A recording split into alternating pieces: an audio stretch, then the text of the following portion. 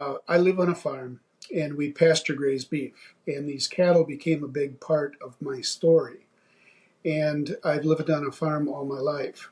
And so I've been accustomed with working with animals, livestock in particular. Uh, every morning, every morning, I would typically go out to the pasture to just check on them, to visually inspect. And because I had been close enough with those animals over a long period of time, I could get amongst them just, as they're grazing, and they wouldn't even bother to look at me. I mean, it was just a comfortable symbiotic relationship with the animals. That morning, and this was in an early October morning, um, I walked out there to the pasture just to inspect them, and they were all lying down in the grass. And I didn't get 300 feet to them, and one of them jumped up and looked at me and perked her ears like cattle will do when they see something they're not sure of, and took off running at a fast pace about 600 feet away, and stopped and turned around and looked at me. And I thought, well, this is really unusual because it's never happened before quite like that. Well, all of her commotion caused the others to pay attention, and they got up very quickly, looked at me to see what it was, and they took off to join the other one that had first run. I thought, this has never happened. What's going on? But I kind of shrugged my shoulders and thought, well, it's kind of an unusual morning. Uh, and I saw what I had to see, so I left. I turned around and I walked back towards across the pasture towards our house. That morning, I was scheduled to have the tires on our car replaced. So I got changed and I went into our local village, which was 12 miles away. I realized I was very early and I had time to go to an exercise session. I had been going for the previous 6 months, 8 months, to our local hospital's fitness center as a trying to get to a point where I could lower my blood pressure. Now, historically, I never had high blood pressure, but in the previous 8 to 10 months, it had steadily increased. So they put me on an exercise program and a diet, and I was going there 3 times a week. Well, instead of turning right to go to get the car tires changed because I had extra time, I turned left, and I went to our local fitness center, and which is run by our local hospital. I went downstairs, changed, came back up, said hello to the 5 staff people that were in the room, as I usually did when I was there. And I did my stretches and went and did 20 arm curls. I got up from that arm curl machine, and the strangest thing happened. Both of my forearms started to tingle, like when you lie on them and they go to sleep on you, and then you get up and they all tingle. Well, both of them were like that. And I thought, this is really unusual. And that happened to be the last thing I remember for at least the next 8 hours. I'll come back to it, but I did find out later all of the things that were going on in the room after my collapse. But in that moment, after I realized my arms were tingling, my next memory is of being in a different dimension. And I know that because I was sitting on, to use a human term for what I was on, would be like a raft, a small raft where I was floating. But I wasn't floating on water. I was floating on energetic waves that were coming towards me. And not only were they coming towards me, they were going through me. And I thought, well, this is really, really interesting, but I have no idea where I am. And as I sat there and just watched as these waves came in, I felt all this unconditional love. That's the best way I can express it. It was warmth. It was welcoming. It was the greatest thing I could feel if I were physically present. It was just a very welcoming atmosphere. So I looked around to my sides, and there were others or other entities doing the same thing, floating on these waves of energy that were continually coming from in front of us as we understand direction, passing through and continuing on back. And I thought, well, I guess I'm not here by myself, but I don't know who all these other entities are. It was at that point I looked up to see what was in front of me. And as I looked up, I could look through my hands. What were, to my sense at that point, my energetic hands, because they were translucent, because the waves were passing through them as well. It would be like having a hologram of yourself and being able to see through it and still realize that you were yourself, but in a different form. Well, when I looked up, I did not see any clouds. I did not see any borders. I did not see any walls, no barriers. It was the biggest amphitheater I had ever witnessed or could witness. It was just immense, immense as in eternal. It went on in all directions. But yet, in the center of all this would be what I can best describe as a golden globe that was emanating all of this energy, that waves that I could see that were passing through and beyond. And looking at this pulsating golden globe of, I mean, if you put 10 million suns together, that doesn't even cover it. But it was such a warm, welcoming presence. I mean, I could actually, even though I thought I was a distance away from it, I could reach out and touch it as if I were one with it and not get burned up. So the other thing I saw besides these waves were little, what I would call little energetic sparkles or sparks coming out in all directions. I mean, they were flying all over. And I thought, well, this is some source, because everything is emanating from it. All this energy, all of these other entities are sitting here, almost, becoming part of it again. And there were others coming out of it, or maybe other things. I had no idea.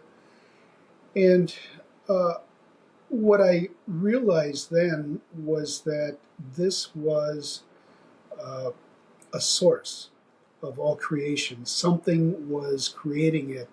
It was, if you will, a God essence. And I use that term mainly because it's easier for an explanation of what I saw.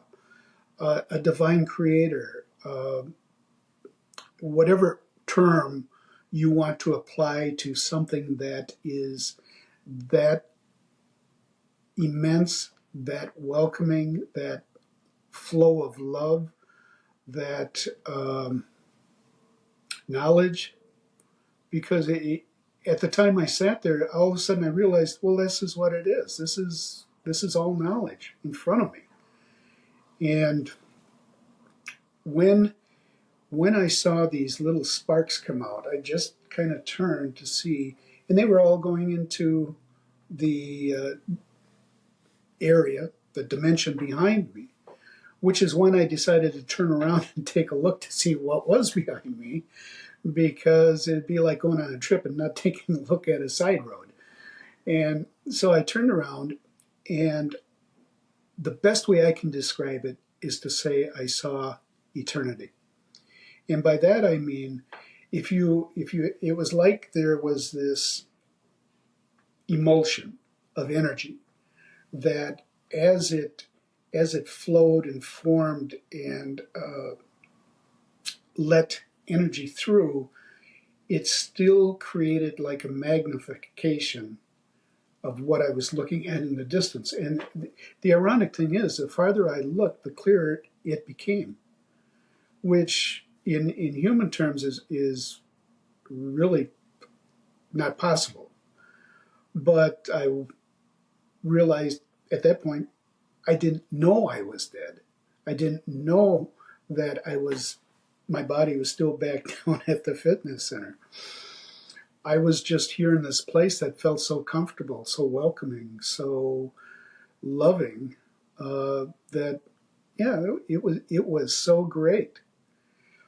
And the other interesting thing I saw in this whole dimension, whether we call it up, down, sideways, north, south, front, back, take your pick. Those are human terms we use so we can have some sort of common agreement as direction. What I saw were universes beyond human comprehension, infinite.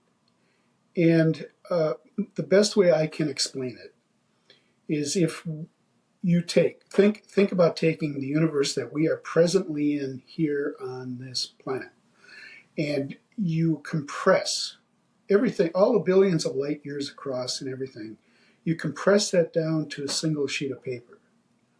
And then you suspend it out here in this eternal dimension. And then you have another one right next to it, another one right next to that, another one right next to that, as you're going in one direction. And then you go in the other direction and you have all these other universes lined up. And then you have them, as we understand, up and down and sideways and lengthwise. Each one of these universes had a filament that were going back to this gigantic source, this God essence in front of me. So the energy that I was feeling was also being filtered and directed into all of these other universes. And it wasn't as if I had to acknowledge it, because I knew that this is how we were created, this is how we are sustained, and this is where I came from. Now, I can't prove that and quantify it, but it's what I experienced. And I'll come back to the rest of it, but I just want to go off on a little side thing here. You know, I know it's true. I know my experience is true, because if you think about, everyone has dreams. And when you have a dream at night, sometimes in the morning you wake up and think, well, that was weird. Or you think that, I wish I could remember what it was about. Dreams have this unique thing about dissipating in front of us. They're like a fog that disperses. So a lot of dreams that I have now, I can't remember. However, I can remember exactly everything that I experienced in that dimension, and I brought it back with me. I don't know how, and I don't know if there's more to it than that, but that is why I can explain what I saw, because it is with me all the time. In fact, it's gotten to the point now, several years later, where I don't even have to close my eyes to think about it, because I can see it in the background of everything that I look at. I can see it in the background of you. I can see it in the background of the person or people that I talk with here. It's not something that is distressful. It's very comforting, because I know that I am just a moment away from experiencing that whole dimension again. Um, so at that point, uh, it came to where 8 hours later, I realized I was in a hospital. And that's when a lot of the confusion started, because I was in this wonderful experience, and now I'm in a hospital looking at the clock, and it says 8 o'clock on the wall. And I said, well, that can't be right. And that's the first thing I remember. Uh, and somebody said, why not? I said, well, it can't be 8 o'clock in the morning because time doesn't go backwards here. I was at the fitness center at what, 11, you know. And whoever it was, I assumed a doctor, said, well, it's 8 o'clock at night. And so I had this 8 hours, a little over 8 hours of time that I have absolutely no recall. And even now, a number of years later, I still don't. So in order to understand what happened during those 8 hours, I had to do some interviews. And after I was released from the hospital and went through several months of recovery, uh, then I started to wonder why, because things were slowly starting to come back to me. Not what happened here, but what happened in that dimension. And it was then that, you know, the real confusion started, because none of it made any sense. And I likened it to, you know, I was like 1 foot in this dimension, and then I was 1 foot in this dimension right here, trying to almost have an energetic tug of war as to where I wanted to be. It was a time where not only the confusion but the physical exhaustion from what happened. Essentially, what happened was that I had my heart stopped, and it took them over 6 minutes to restart it after a couple of electric shocks and also a lot of CPR. So once I was able to realize something significant happened, I did get a hold of the 11 people on the EMT squad, the hospital staff, the 11 people that were involved with my recovery, and I was able to sit and interview them to find out what happened in those 8 hours. Now, they all said that after they got my heart started again, it was shortly after that I started talking, answering questions. They were trying to keep me awake, apparently. One said, because you can have another relapse. And so they were very watchful of me. And understanding that I couldn't make sense of anything, they knew exactly what they did. They didn't know what the person next to them was doing, but they knew exactly what they did. And this was 7-8 months later when I started talking with them. So it was something that helped me try to understand what happened while I was in the fitness center. Which has led me to understand one thing, is that we are more than the sum of our parts. Our bodies are more than the sum of our parts, because I had the same body parts while I was standing looking at my arms that were tingling as I did when I was flat out on the floor, not breathing, and my heart stopped. Except for one thing. That part of me, that inner essence, you can call it your soul, you can call it your whatever, that had gone. And that's where I was up in this dimension. And that made sense to me, because once they got my heart started again, I had to come back. Or I had to not come back. Apparently that was my choice. So the whole episode of what I experienced there has created a better understanding for me of what not only lies ahead for me, but it lies ahead for everyone else that I talk to, whether they want to believe it or not. Because the one thing I learned is that we will continue to go on regardless of what we think here. And whether or not we want it to, we will still go on because the innermost essence of us, the soul, if you will, is not destroyed. That continues. Now, we're going to slough off this body because this body is not made for long-term use. So I've used an analogy as I began to work through and understand these things. Okay, in 1951, for some reason that I'm not sure about yet, I decided to get off the energetic superhighway, drive down in the off-ramp, and came down into this lower level of energetic existence. I was born of my parents. I was raised by them, my family. I grew up with them. I'm now here 72 years, a little more, 73 coming up. But I won't be here forever.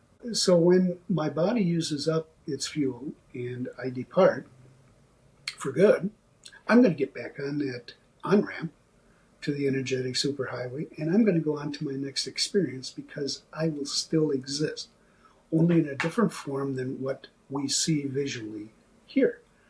Each one of us has that divine spark, that DNA of the source of all creation, the God essence, if you will. We are all part of that. And that is why I do believe we will never be destroyed. Now, yes, this body's going to give way, but we will continue to go on. That is the hope that I think I'm trying to express to everyone, is that this is not the end of it, regardless of what you think, how times may not be very well for you at this moment.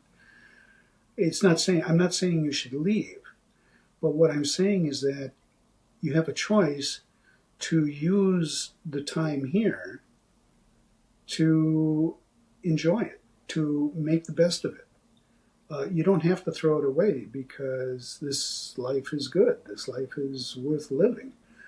But yet, if things go haywire, it's not the end of you. It's not the end of me. It's not the end of your family or your friends or even the people you don't even like, because they all have that same DNA, essence of God. And God will accept them just like they did me. Now, I'm not, it took a long time to understand why I came back. But that's the essence of my experience while I was in a different dimension. And coming to this dimension, I had to take the form of a physical body because even though it's a lower energetic level than where I was, because I couldn't experience the same things, the tactile things, the visual things, in the same way as if I came here as just a spark as a spirit. I'm not saying that's bad. It's just that, well, our experience here is to touch things, feel things, whether it's emotion, whether it's tactile, whatever. That's why we're here. We're here to learn. We sure as heck didn't come here to be destroyed or punished. So that's the essence of what I guess my story is. I love it, and it's such a beautiful story, Philip. It's so amazing, and what I'm always impressed by is, this fact that you just know that there's different dimensions. It seems like communication is just way easier and almost telepathic, like you have that information already. You don't wander and get an answer. You just know what things are. Well, I think that's true. again, I can't quantify it, but I can give you an example. When I was during my recovery period, and it was more, well, it was physically challenging because I was exhausted from the collapse, and then they put me on blood pressure medication, which did not help, and that actually led to my second collapse 10 months later. Understanding what happened was so primary as to why did this happen, when it happened, where it happened, with all that help available. Now, the doctor said, well, you got lucky, but I don't believe in coincidences anymore. I think there was some sort of a pathway, an energetic pathway laid out for me to make decisions one way or another. And one of them was to turn left instead of turning right. Had I gone to get my, tires changed, I wouldn't have been where people could have helped me. Had I collapsed in our pasture just an hour earlier, nobody would have found me for 6 or 8 hours. So that wouldn't have been useful. So the question of why was a really driving force to understand the whole, how all these different parts fit into the whole. And it came to me apparently in the middle of a night. As I said, I was a bit sluggish because of all of the, because of the blood pressure medications they were giving me. It actually drove it down too low. And incidentally, I did not have any residual damage to my heart after all the electric shocks and the CPR they did. I had 2 blockages, which they put 2 stents in and opened them up, and after that, everything was fine. People didn't understand why I looked so good after what happened. So understanding why this happened where it did was really a big deal for me, and which is why I got my medical reports. I was trying to understand the timeline. I talked to the EMTs and the hospital staff, talked to anybody who had something to contribute to the story, especially my wife and our son and daughter, which is a whole different aspect of having a near-death experience, is how it affects them. One morning I came downstairs for breakfast and plopped myself into the chair, and my wife Mary was sitting at the other end of the table, and she was looking at a notepad she had, and she said, "Are you okay?" I said, "Yeah, okay." She said, "Do you want to hear what you said last night?" I said, "Well, I didn't say anything. I was asleep, as far as I know." She said, No, you said something last night, and I wrote it down."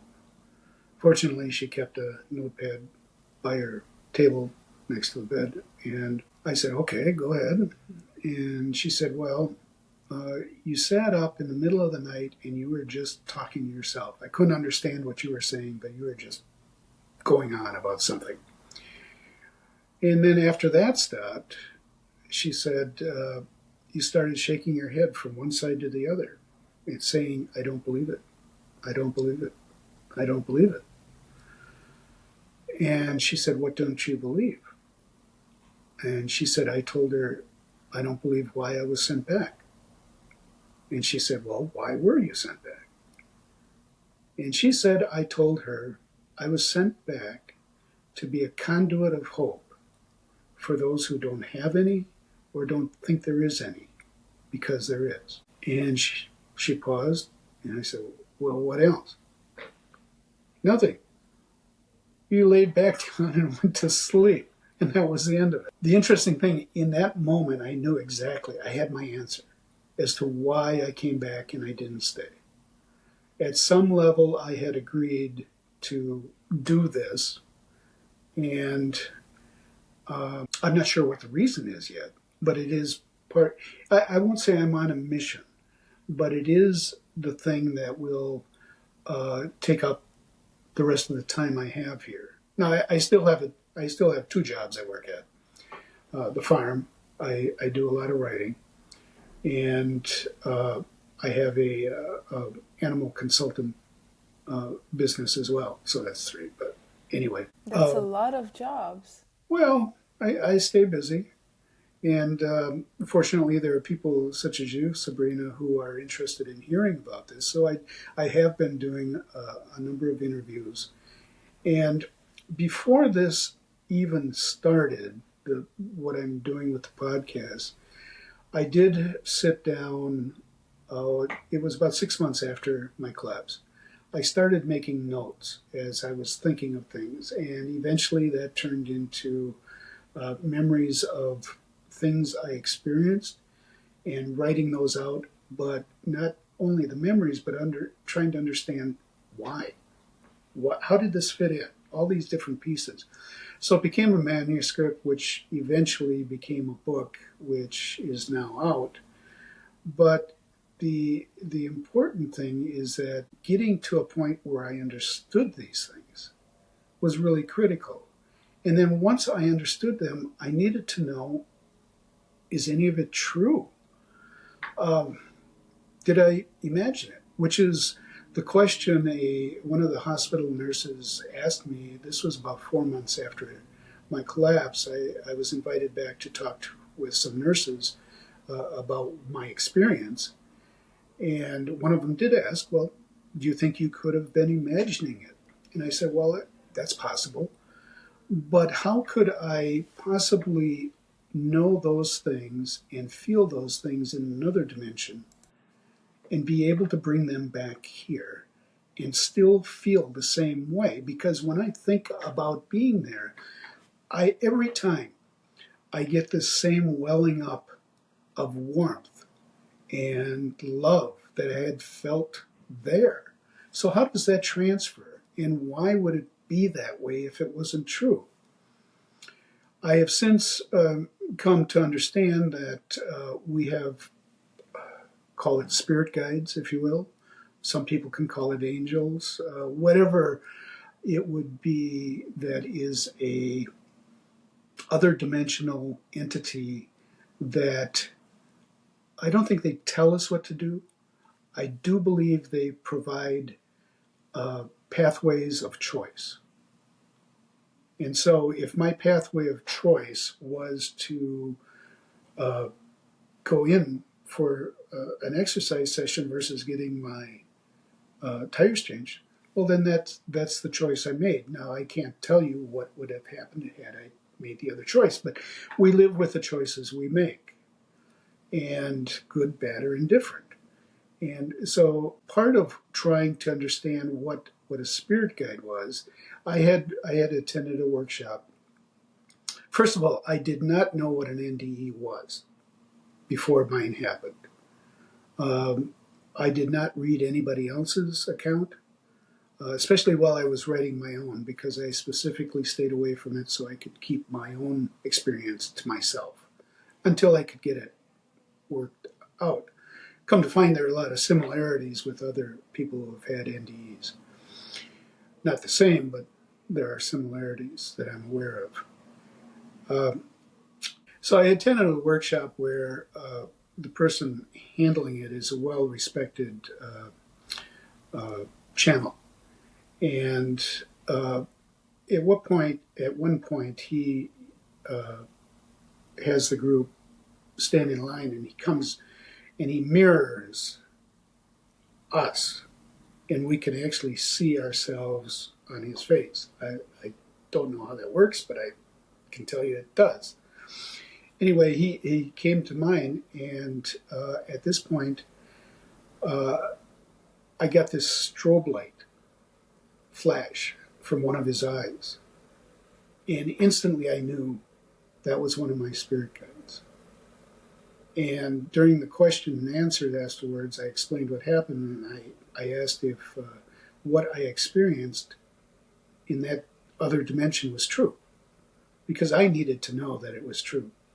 And the spirit guides said yes, it was true in that sense for you.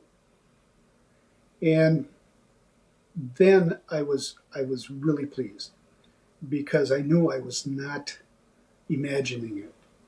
And that was important, because if I was going to write something about it or even talk to someone else, I didn't want to be deceived that I was, explaining something I had just imagined.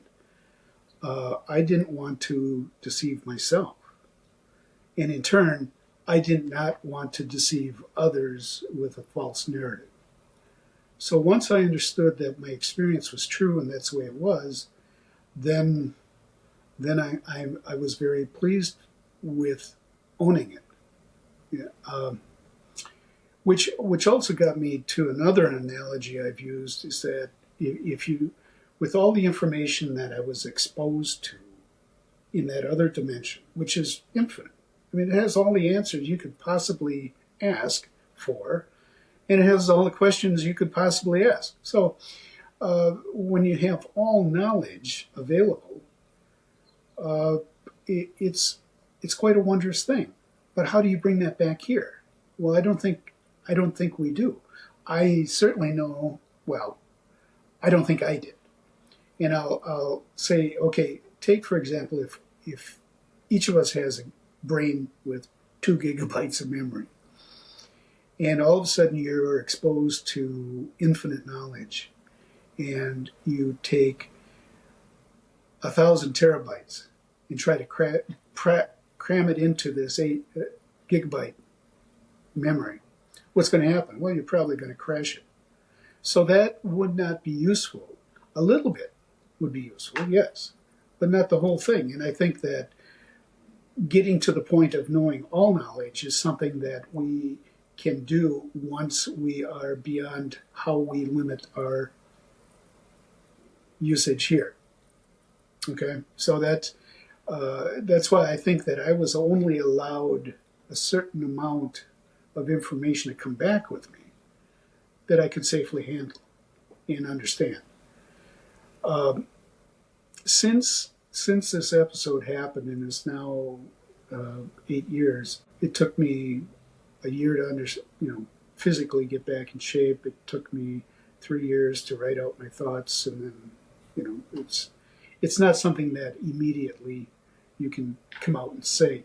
I mean, my wife even a year later still had not quite the comprehension of what I had experienced. Well, she couldn't, because it wasn't her experience. But because of that knowledge, I understand things better of what lies out there. And again, no one has to agree with me because this is my experience. I am just explaining what I saw and experienced. And if people want to consider that, I would appreciate it because it's something that I think would be useful for them. But, I'm not going to beat them over the head telling them that I'm the only right person to talk to because there are others. Go look at somebody else. So I'm one story of many, but I'm grateful for the experience I had. Now, I wouldn't suggest to everybody to go have a sudden cardiac death to have a near-death experience, but for me, I'm grateful, even though my family isn't, because it was somewhat of a traumatic time for them, not knowing, first of all, if I'd survived, what kind of mental shape I'd be in after I did progress in recovery. So, yeah, there's a whole after effects relating to the family or a spouse that we could get into, but we may be able to do that. Yeah, I mean, absolutely, because if something happens to you, it does not just affect you, it affects a whole family, it affects your wife, it affects your children, it affects your business and your jobs. So there's this whole domino of everything that's happening and that you need to consider, of course. But to the point where you said, you wouldn't recommend everybody have a near-death experience because usually it is tied to a health issue. But I do think, and what I hear very often is we don't need to be so close to death itself to become more spiritual, to become more in touch with our guides. We can always reach out and we can try to understand the beyond. And I think the audience that we have, especially from reading all their stories in the comments, I think they're usually people that are looking for answers, and they're not negative at all. They're just people that want to advance their own knowledge. And this is what they're looking for. They're looking for inspiration. They're looking for information. And I think that's a wonderful thing, because I think by sharing these NDEs and, for instance, what you've seen and what you've experienced and what others have seen and experienced, I think we create this collective pool of knowledge, if you will, and of inspiration that we can then all benefit from, even if we haven't had an NDE. Yeah, I agree with that. And I would suggest to anyone who's interested, look at as many stories as you can. See what you can take from it. Maybe you don't agree with it. You may want to ask why you don't agree with it, which will serve as an inward-looking aspect of it. And like I said, I'm just one story of many, and certainly I'm not a prophet. I'm just another human being who had an extraordinary experience, and I'm trying to explain it as best I can. But I encourage your viewers or anyone else to take a look at what's out there. Now, you may not agree with some of them or any of them, and that's your choice. And I don't see anything wrong with that. Personally, at the moment, I don't have time to start looking at other people's. And not that I don't find them interesting. It's just that, they have theirs, and that's their story. I have mine, and this is my story. And so it's not a competition, which I hope people will realize, that it's not one person trying to say, well, I had more near-death experiences than this other person. Well, that's not the point. No, to me, exactly. The point is, what can you get from it? I cannot do anything other than try to explain to people that there is hope, regardless of what you think, because it's there. And I may not be the most bubbly person in the world to come across, but the self-satisfaction of knowing what there is makes it easier for me to have discussions with people who maybe are skeptic, maybe they don't want to believe. But it does allow me a chance to say, okay, well, this is it. You don't have to believe it. You can examine it, which may help in some portion of your life. And that's good enough for me. I absolutely love that so much of your message is about hope. And I think that's something that all of us need nowadays. But I also think that sometimes when we go through our own challenges, maybe because of disease, maybe because of grief, maybe because of depression, maybe because of other challenges we're going through, it's just really, really difficult, and it becomes very hard to find that hope. Mm-hmm. Mm-hmm. What do you say to those people that just feel like they're scratching the bottom of the barrel and there's no hope to be found? I would suggest them to reach out to others who are in a position to help, whether it's physically, health concerns, whether it's emotional needs, whether it's family members. Sometimes we have to swallow our pride. In some cases, not every case, but I mean to ask for help. So that would be the best I can say to someone I've never met. Find somebody who can help you. There is a lot of information available. The IANS group here in the U.S. It has a website that can be very useful to a lot of people, and they have access to a lot of interviews, which may be useful to those.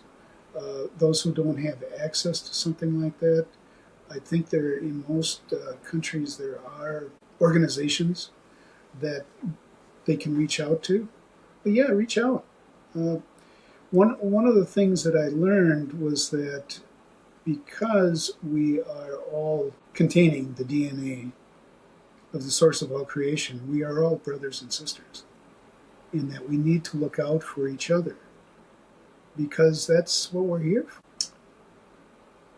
That's my hope, is that people can find the help they need, and perhaps something in my story will give them an opening to go look for something they hadn't thought about before.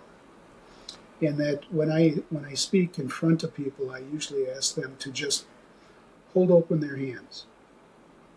Not that I'm going to give them anything other than let them receive a message, whether or not they want to take it home with them or not.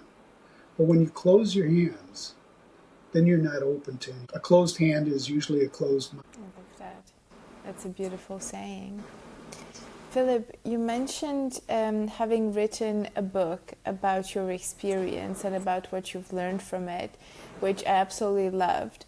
Can you tell us where can we find it for anybody that's interested? At the moment, it's available on Amazon, and it's called 6 Minutes in Eternity, which is a reference to the 6 minutes when I was lying flat on the floor before they were able to restart my heart. An interesting thing about that time frame is someone asked me, well, how long did you think you were in this other dimension? Okay, if I use a human term, time frame, I said it felt like centuries. It felt that long. And I was really surprised reading my medical reports that it was only a little over 6 minutes, which actually is kind of at the edge of where they can bring a person back.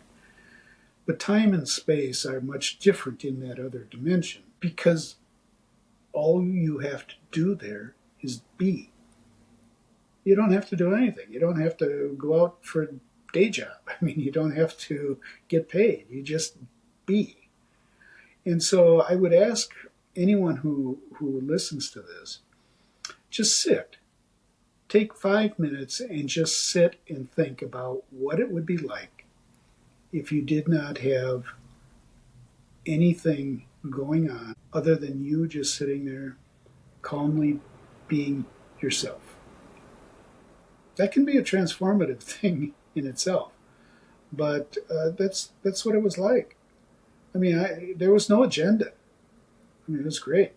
Now we have agendas here because that's how we navigate this plane of experience. But understand that once we're done here, that's not going to be the end of it. We're going to get to go somewhere else, whether we like it or not. In our thinking here, it'll happen, but it'll all be joyous. Amazing. And that's so beautiful. I hear that a lot, that the fact that there's no time in other dimensions. And it just seems that from knowing what I know now, that every time I think of time or I think of space, it just becomes such a relative notion, because then you know that there's other spaces where that's not even a thing. And you become, I think, more aware of these human constructs, as they say, like, time and agendas. Sure, they're super important here, but then it's not the end all be all. Exactly. You've hit the point I was going to make, but had missed it along the way. We use time here to navigate this existence, but it hasn't always been that way. 20,000 years ago, I don't think people really considered time other than, the earth turning and the sun coming up, and then night. The time aspect for me now is that in this universe that we have become the focal point of, even though we're just a real small dot out in the middle of this energetic universe, is that time, the way we construct it, is only usable in this Earth, and we relate it to other planets, of course. But we only use time here for our own navigation. Our time is subordinate to eternal time, because eternal time surrounds us. And within that surrounding eternal time is our little function of clockwork and navigation in that sense. But I'm going to ask everyone to just consider this. We are living in eternity right at this moment. And the reason I say that, if you think back to your grandparents, great grandparents, and beyond, if they thought about it, that sometime beyond their existence would be eternity for them. Because, again, the physical aspects stop. So everything else then becomes and melds into eternity. So the time we are living in right now is that portion of eternity that they thought was beyond them. So we're already in it. So if that's possible, why can't that border be dissolved and expand beyond to an eternity? And, why can't there be infinite colors that, we can't see with our low wattage eyes? Why can't there be infinite tones that we can't hear with our low wattage ears and hearing? And why can't there be infinite knowledge? Because we can't understand that concept with our low wattage data that we have here. Now, it doesn't mean we can't accomplish things to make lives better here. But again, it comes down to a choice. We can do that, or we can make choices where we want to destroy other people's. And it comes back to a choice. What is it? Why is it that you want something? Is it for your betterment, or is it for your help? Is it for your learning? Is it for humanity's betterment, or humanity's downfall? I mean, the question comes back to is why do you want it? So that's a question I think we should all ask ourselves, and more often than not, I would say. Philip, thank you so much for being here with us today. Thank you for sharing your story and your message of hope. It was so beautiful listening to it, and I think we've all gotten so much out of it. Well, thank you, Sabrina. This has been a real pleasure for me, and I appreciate your interest in my story. And if people are interested, they can find me on Facebook at P. Hossider Books, or even if they have a question, I'm willing to answer it, and they can find me at philiphossiderbooks@gmail.com. My first NDE was a drowning or a near drowning.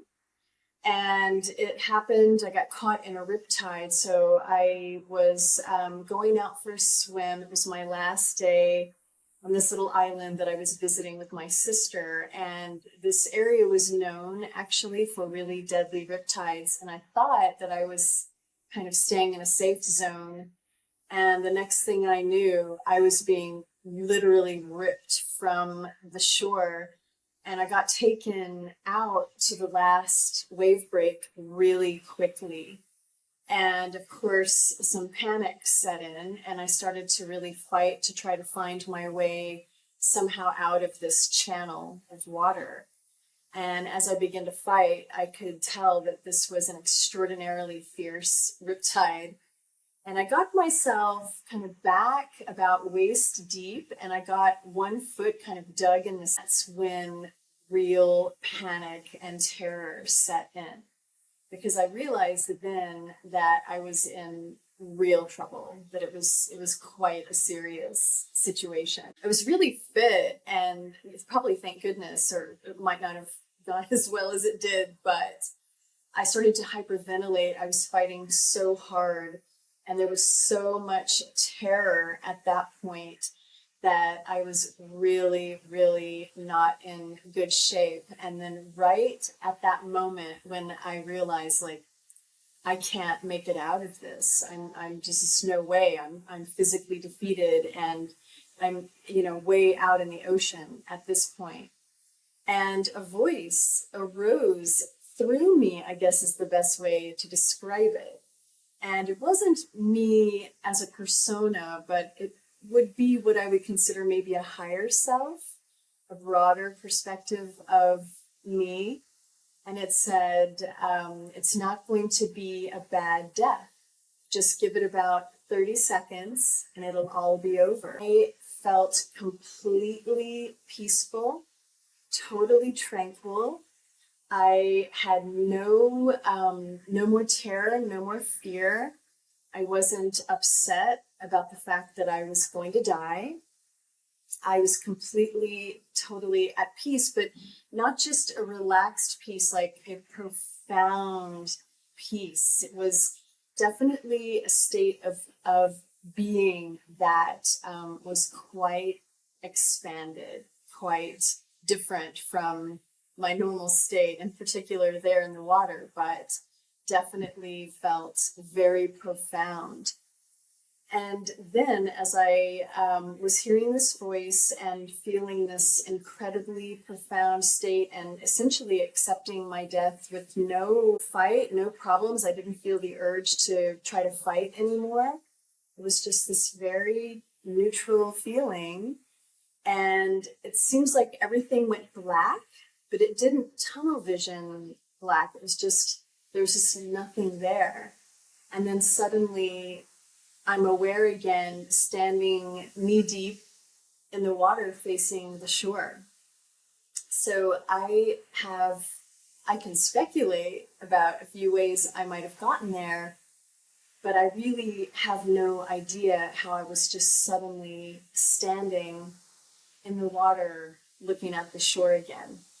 And I realized in that moment that I still had this very profound feeling of peace and tranquility and also love.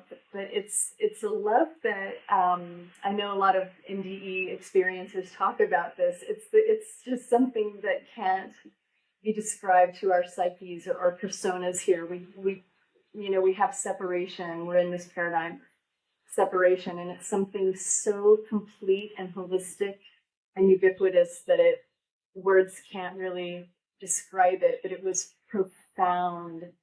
And again, this voice arose through me that said, loves me. And it was everyone, not just encompassing humanity, but the sense was all aliveness, all living beings, all sentience. And it was totally ubiquitous. For as much love as I was receiving, I was somehow giving. And it was just the most incredible experience. And I also noticed that it was kind of a jungle area where I was swimming. And it was already, but everything just looked so magically beautiful. And I'm still, though, hyperventilating. My body is still clearly moving through this experience of being caught in this riptide, though I was in complete peace in my being. And so at this point, I'm not even sure if I'm alive or dead. The experience I'm having is so clearly different from my normal everyday experience. So I go sit on my towel on the beach and I grab a handful of sand and I'm thinking, okay, I can feel the sand. So I'm guessing I'm still alive. And I remember thinking at that point, like, this seems really interesting. I feel like I should be, from this very traumatic experience, like a little bit upset about it at all. I was really just in this state of just complete peace and love. It was quite exceptional. And so at this point, I needed to get myself back. I was meeting my sister and we were going to leave. And I had to take a little boat. I was actually on another little smaller island where I was having my swim. And on the boat, the two women that were on the beach were also taking that boat back. And I was talking with one of the women, and she was a scientist there studying this leaf eater ant with the Smithsonian. And I was talking about her project with her, and I remember something distinct about that experience, which was that as we were speaking, I had tremendous clarity about her science and her modality. It was what we were speaking as if we were colleagues. And I remember noticing that this was a bit different. You know, I studied a little bit of science at university, but I don't have a degree in science, you know, so I noticed that I somehow had this extremely heightened sensory awareness, almost felt like this state of omniscience where I had tapped into some, you know, the Akasha or something that has contained within it all knowledge that I somehow in this expanded awareness was able to easily sort of partake. So we get back to the other little island where I was going to meet my sister. And so I'm sitting in a restaurant. And at this point, by now, I'm beginning to really sort of notice that the state that I'm in is clearly different. It's different from, you know, obviously my everyday state of being. And I'm beginning to wonder, you know, what's going on? What is this? And right as I begin to really inquire, I simultaneously kind of hear and look up into the sky, and I see this enormous portal.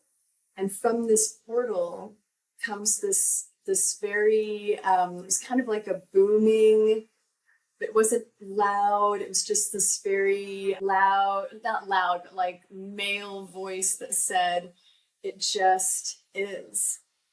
And I thought, what does that mean? That isn't even, it's not making sense. And then as I'm thinking that, this voice says it again, "It just is." And in that moment, it became completely clear what that meant. But after the experience of this incredibly open, expanded state, which lasted about a month, actually, after this event in the ocean, it took me a long time to get to that place of understanding of what that means, because of course it's a huge paradox for us in this reality. And so anyway, as I'm sitting there in this restaurant, I'm just being, for lack of a better word, just downloaded with tremendous amounts of information. I was trying to write it down. I couldn't even keep up. And so I started speaking into my phone. It was coming in that quickly, and it was so much. And I noticed also, this is another really interesting aspect of this expanded state of awareness, is that where I was sitting, where I was a pretty touristic area. And there were a lot of families that were passing by the restaurant. And it felt like, for lack of a better way to describe it, that they were behind some big, thick piece of plexiglass. It was like I could see them very, very clearly, but I couldn't feel them. It was like they were just mentally not there in the present reality. And I remember thinking, it was kind of disturbing, to be honest. And at the same time that I was noticing this kind of lack of presence, I could see so clearly familial and from our lineage that are just passed on, like the children were just literally mimicking the exact same patterns as the parents. And then it became very clear to me how the dis-ease process moves through our body and how it's really metamorphic and epigenetic, and that our bodies are actually quite clear, and that these patterns move in from a broader field and move through our form kind of as we're exposed to them, you know, through our families or people that we spend a lot of time with, our lineage. And so they're really just kind of broader patterns that we take in is innately really just clear. That sounds amazing and incredibly interesting. There's so many things that I want to follow up on in there. But I think, first of all, I would wonder when you were able to see these people, you know, as almost like disconnected from you, like there was a difference between you and them. And of course, I can imagine it felt strange, it felt weird, it felt like something you didn't feel before. But with the knowledge and vocabulary that you have today, what was happening? Were you in different states of consciousness? What were you picking up on from those people? Yeah, I'm glad that you acknowledged that, because this NDE happened 20 years ago. And so, of course, there's been a tremendous understanding that has developed from that time. And what I now know is that I was what is sort of termed present in our sort of spiritual speak of the day, attuned to the all, I guess you could say, or the whole, or all that is. And what I was noticing or picking up on was the mental disconnect that we're basically all overlaid with in our, as a humanity, really, to some degree or not. But you know, almost every human has this overlay, and I was just noticing how much this overlay takes our essence away from our physical embodiment. And it was very disturbing. And I understand what that was, but at the time, I didn't have any language for it. I didn't have any. And how could we prevent it? Because it almost seems to me like this disconnect is sort of happening, I think, because of the world that we live in, right? We tend to run towards a million places. We tend to be really present, mostly with our phones and not really with the people around us. We tend to chase things like cars and money and houses instead of being well and being happy, or caring about developing and growing spiritually. So it almost seems like this numbness that's in our society. Is this also how you define this disconnect? And what can we do to remove ourselves from it? Yeah, so really now my understanding of it is that it's has a root that goes very, very far back. So, you know, we could use the term modernity now, like speaking about technology and our modern lifestyles.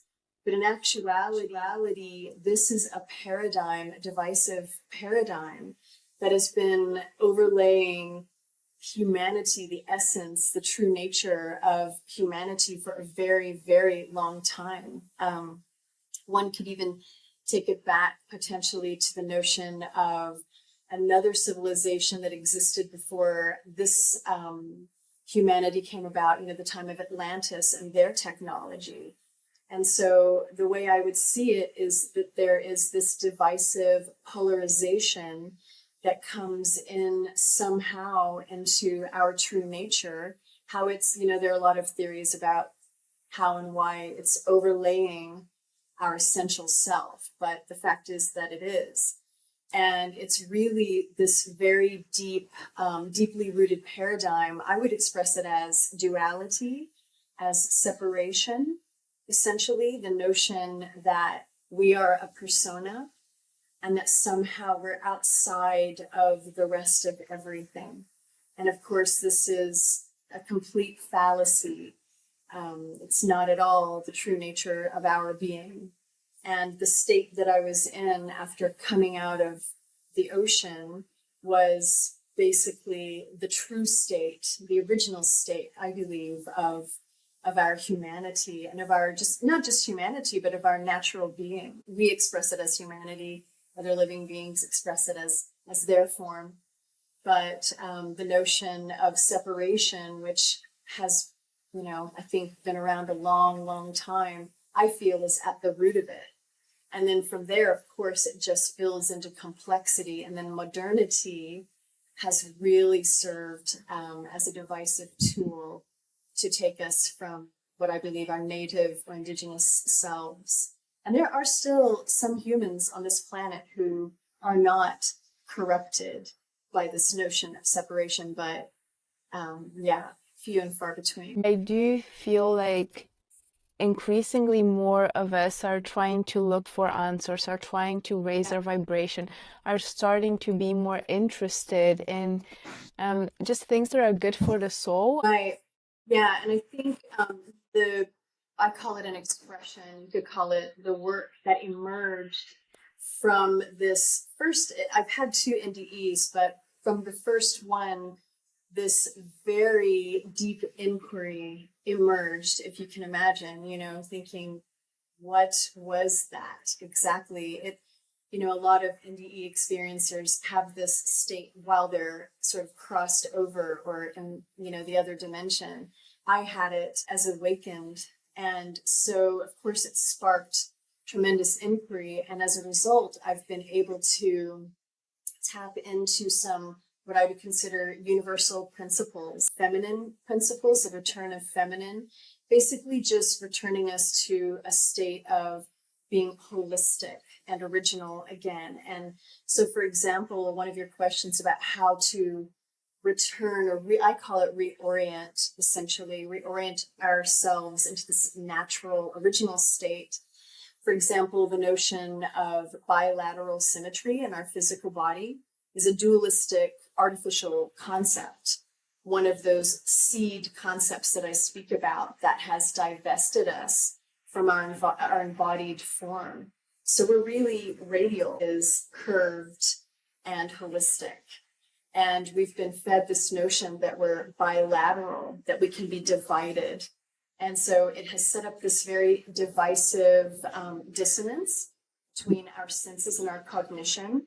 So our senses, of course, are functioning in a fully 360-degree spherical environment. You can look at the cochlea and the inner ear, which is essentially a spiral, and it gauges our proprioception. So it's very clear that we're physically 360 degrees, and yet we're peripheralizing our senses to what we call sides, to the edges of our form. And the truth is that we originate through a center. We're of radial symmetry, as are all living beings in 3 dimensions. That's just the nature. And so reorienting the embodied form in a sensory way, I think, is one of the ways to purge this very divisive duality structure, because of course it changes perspective, and the perspective is a dimensional shift. So our bodies exist in this 3-dimensional holistic state, but our minds have been forced to function in duality. And so there's this underlying dissonance that is rattling us in a sensory way, and it's creating this, you could call it a static, or a lack of clarity. I call it a lack of orientation. It's taking us from being oriented. And when you're oriented in a 360-degree way through your physical form, that moves through the mental body in the same way. And so you end up having a dimensional shift of perspective. And then these divisive tools aren't as attractive. In fact, they become quite repulsive. And like for me, living in a modern culture is absolutely repulsive. I want nothing to do with it. It's so dissonant and disturbing to me. And I understand a lot of people are, they have to do that. That's just sort of what's happening in their way. But there are embodied principles that we can begin moving through that will reharmonize and reclarify and recohere our physical form, our sensory body, our mental body, and our spiritual self, and bring them back into coherence. So what are these practices? How do we even start? Yeah, well, radial symmetry, for one, which is, of course, a paradox, because we've been taught to think of ourselves as sides. And so returning to the notion of orienting through centrality. And so, for example, if you're just standing, if you just imagine a vortice moving right through the center of your trunk, and so you feel yourself as 360 degrees form, as spherical, as part of this 360-degree environment. Start really sensing all the way around and through the body. And it really begins. So the thing is, we don't have to teach our body or our mind this. This is an organic, natural state. And so once we begin having the clarity and returning to this, for example, just this radial symmetry, the body is reflexive and reflective, and it will inherently begin to return also through the physical state of radial symmetry. And so we really don't have to do much, but part of my work is teaching people how to begin to reorient their body through this radial dynamic. Yeah, so there are some techniques that I teach for it, but yeah, just sensing yourself as having a central vortex and being 360 degrees. And if you look at your body, it's completely clear. There's nothing flat. There's not a straight line. There's not an angle or a plane. Those are all completely artifice. That's just artificial math that's been put upon our body so that it can be plotted and graphed. It's not the reality. You also mentioned disease and how the body is in itself perfect and it's not in a state of disease, or there's nothing essentially wrong with it. But when we are so disconnected, right, like we are picking up things that then manifest, and I'm paraphrasing here, but that manifest into ailments or diseases. So could you tell me more about your view on why disease happens, and how should we make sense of it? Right. Well, again, to go back to this very, very deep root of separation. And so the notion of separation, of course, brings pain and dissonance through the physical body, through our essence, because it is a fallacy. And so that in and of itself is dissonant. Upon this notion of separation, we start taking on roles and identities. And then, of course, our true nature doesn't really adhere or isn't necessarily coherent with these roles and identities. And so again, more dissonance from our true nature. And so it starts setting up dissonance within the fields. And of course, that gets passed on through lineage, expectations. You're not fulfilling your role. This is the role you're expected to fulfill. This is the identity you're expected to have. And some people are very comfortable with that. And that's lovely and wonderful. But many of us, dare I say, most of us, really might have other notions about how we want to be, what our true self is yearning for. Huge tapestry of alchemy that is continual origination, continual inspiration. And when that gets suppressed constantly and repressed, it starts to really set up a dissonance in the energy field, which of course then moves through the material form and creates like a drag, literally a drag on the system. It can manifest in a myriad of different ways. And nothing's perfect and no one's perfect. And, I've gone through my things as well.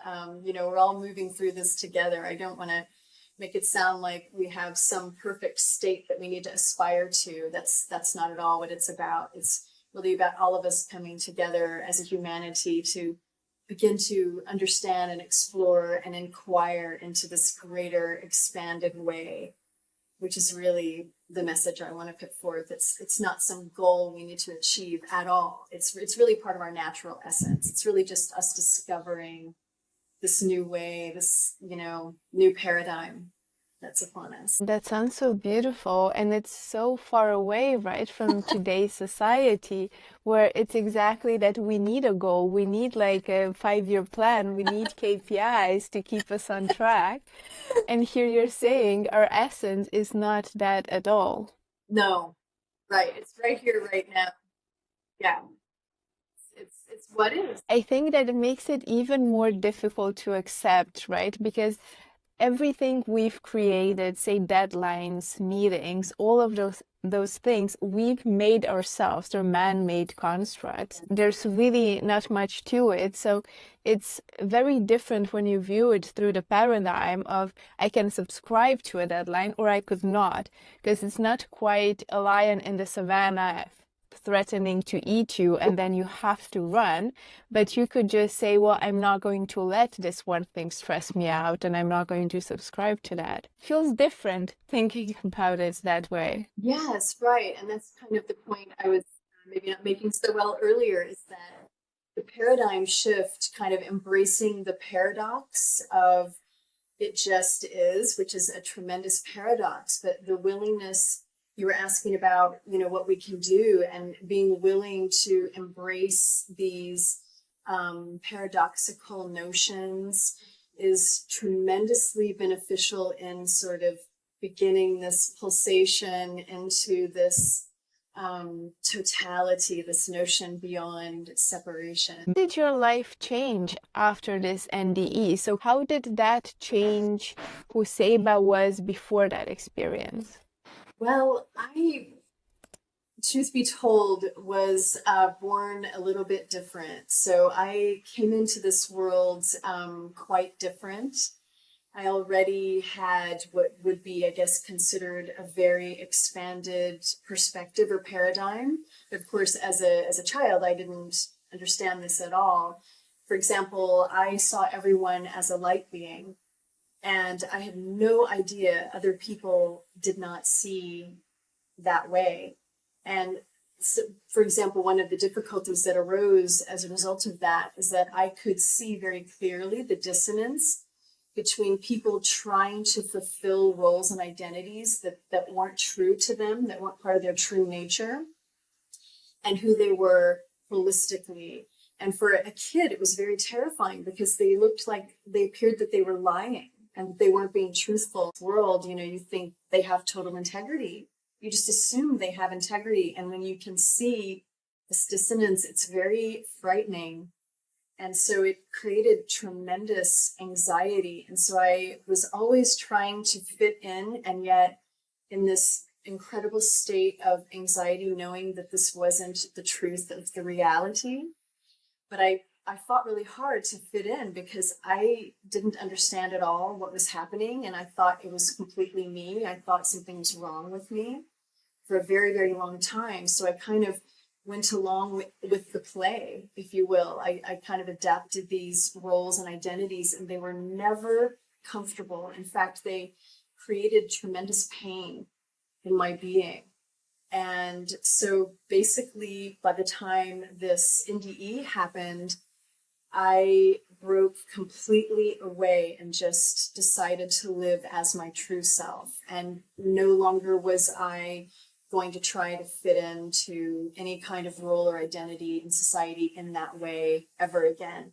It just became so clear that it wasn't going to be possible for me anymore to even try to pretend to fit in. And so I already had a lot of, high degree of telepathy and all of these attributes. And really, we all do. Again, I don't want to set myself apart. I don't want to claim any sort of authority or knowing. Essentially, we're all just being overlain by this root separation paradigm that is creating a dissonance, which is taking us away from our true nature, which encompasses these abilities. These are very natural human abilities. Animals have them. Of course, we're animals, but other animals use them all the time. And, we too are highly telepathic, every single one of us. This is who we all are. This is our true nature.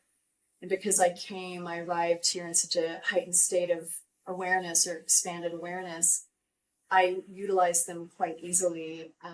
And then, of course, after the NDE, I just began freely using them without feeling like I needed to explain myself anymore. So that sounds like quite a liberation, right? From trying to fit into this social construct, man-made box, to finally accepting what your inner self was saying all along that you should be. Absolutely. And it didn't come without pain and struggle. I want to be clear about that as well. And especially because I know now a lot of people are beginning to become more aware of this true nature. And as this separation paradigm is beginning to be questioned by more and more people, and these rules and identities are being broken through, it can create a little bit of isolation, and we have to move away sometimes from groups of people that we've been associated with. It can happen that way, and so it can come with a little bit of it can be some growing pains as part of that. And so it's not all of this, it's not idyllic necessarily, but it's essential for me anyway. It's essential. I can't play the game anymore, because I realize that and create a lot of problems for me. I can imagine. And I tend to always say that the universe or whoever just nudges you in the right direction. And usually, when you avoid challenges, you avoid going through the growing pains, you're just being pushed in that direction. And Right. initially, the pushes are quite gentle, right? But the more you resist it, Hopefully, they stop being gentle and you're just being shoved towards where you need to go. especially when the awareness rise through us. There are people for whom this notion of this current reality is very comfortable.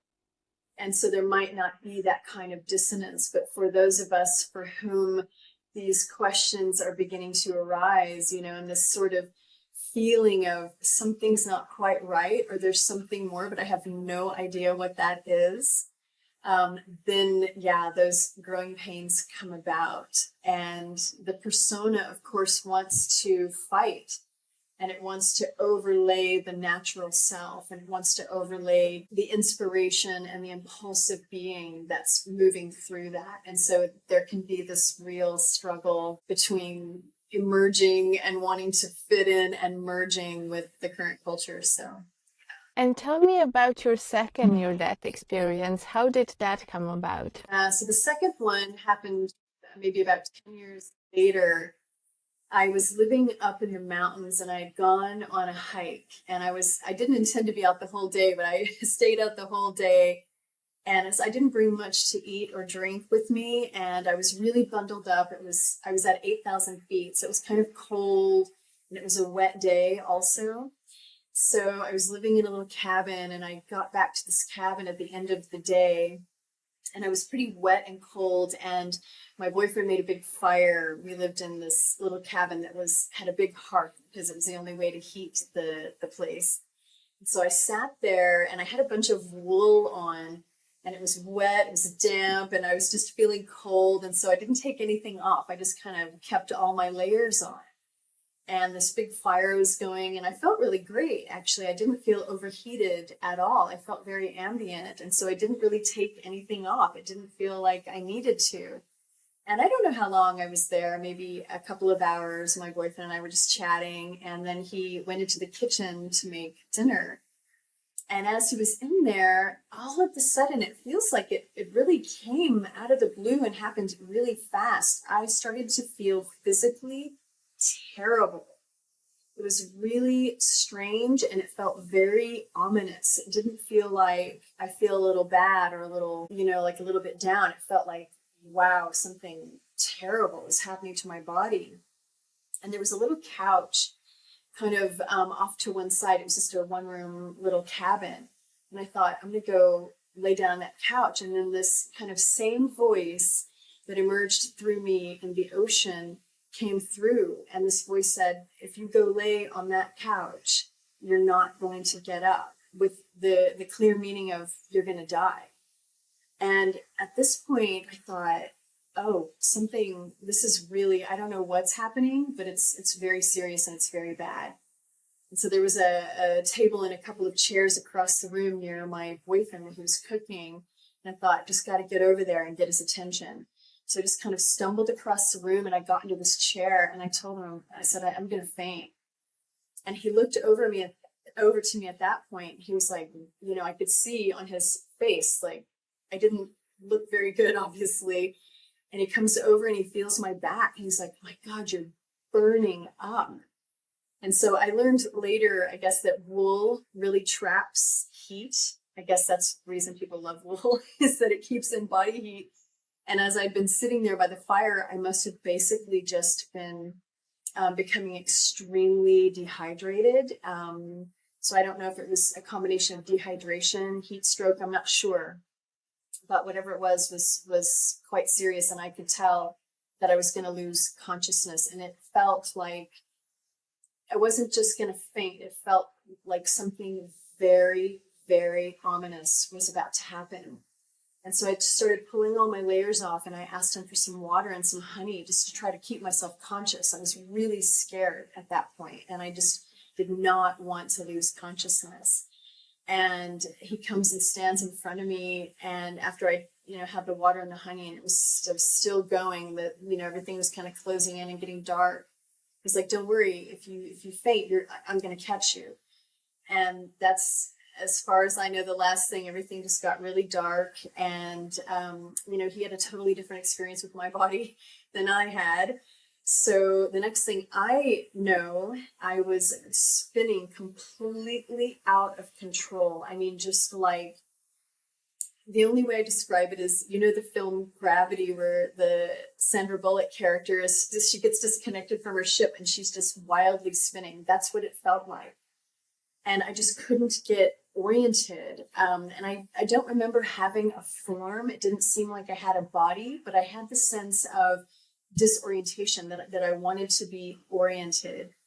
And as I'm moving, I was flying like warp speed in this spinning grid, just very distinct grid structure. It was very brightly colored.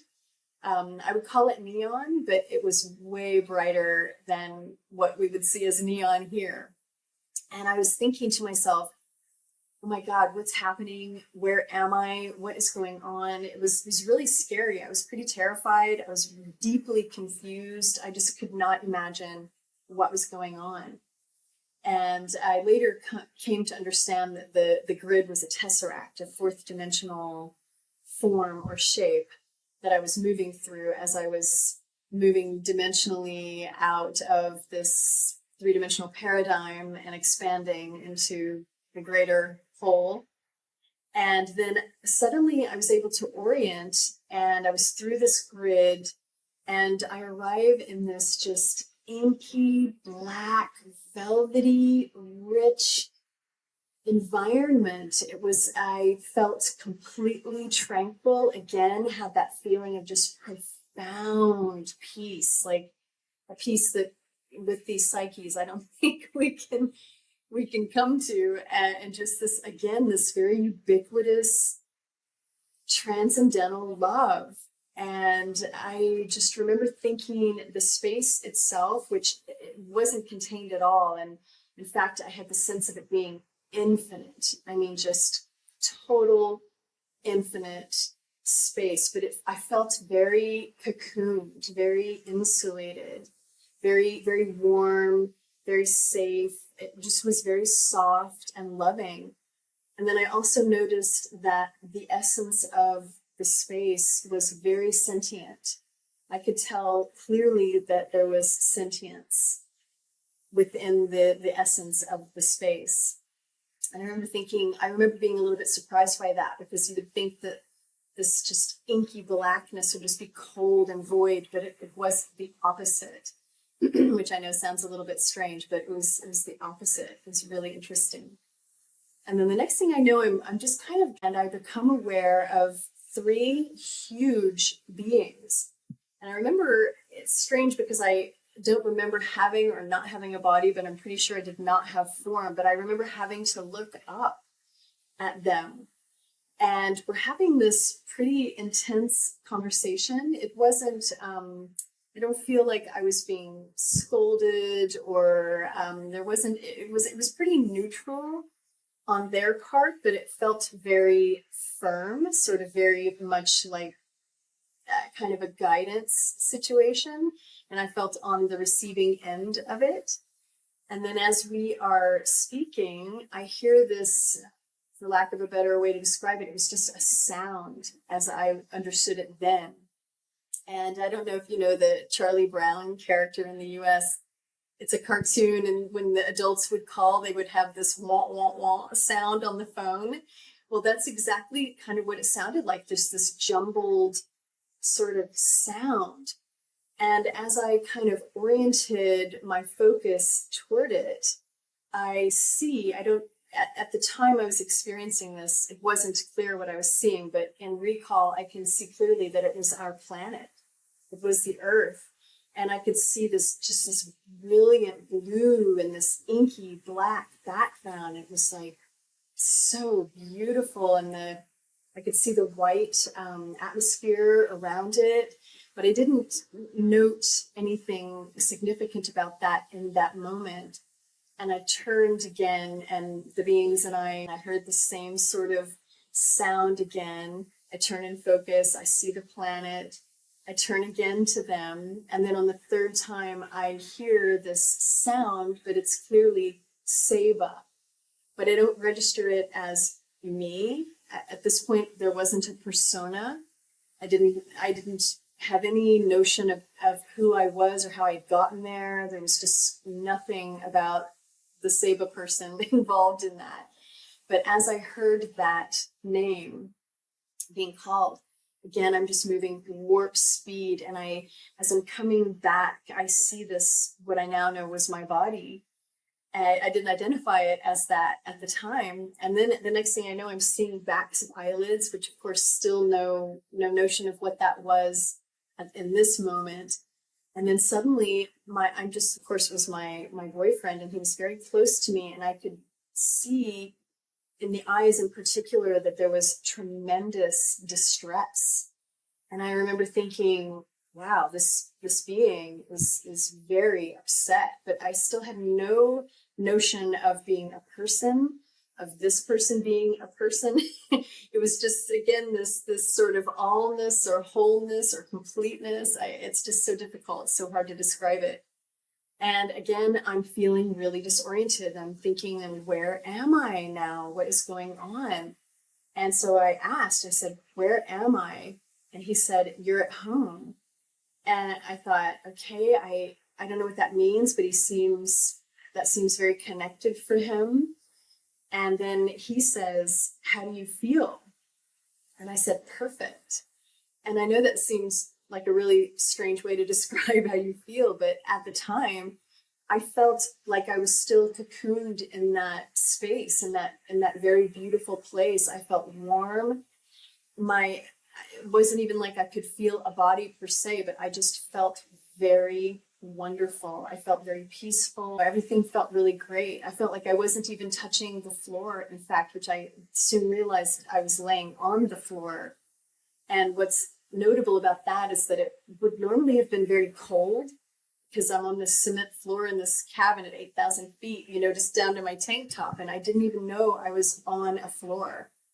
And so clearly there was still the essence of this expanded state, or you could call it another place. Of course, that doesn't really exist. The next thing I said was, I want to sit up.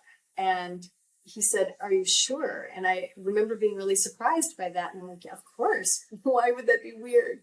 Having no notion of what had just happened.